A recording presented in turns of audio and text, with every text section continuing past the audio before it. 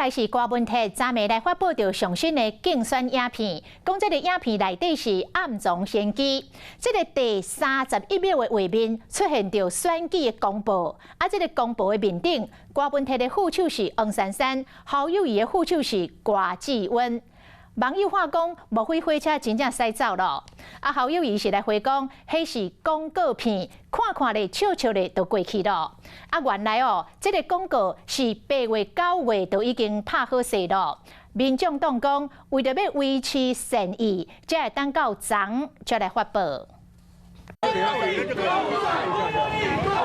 为团上的手人接过往来甲菜头，国民党总统参选人侯友宜来到市场，收到满满的好菜头。严哥到伫南北合当着难关的时阵，侯友宜是决定回红北台湾。严哥到伫伊来拼啥事当时。2024年，他24岁。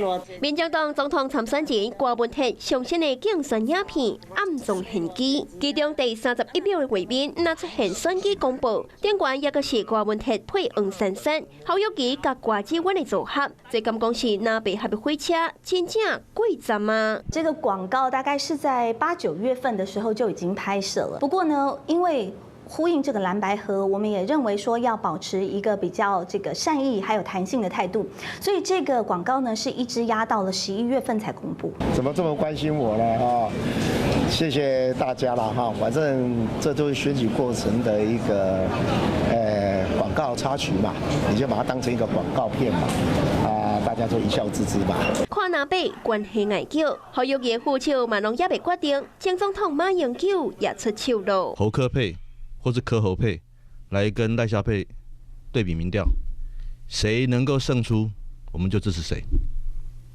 全民调，那马前总统非常的赞成这样的看法。大家的意见我都非常的尊重。最重要的，现在已经进到政党协商，那政党协商有政党协商的步调。我候选人在政党协商的过程当中，我是希望大家越快越好，把方式找出来。 南北合的火车今也会等未，得看后贵电影到底当时买票进车。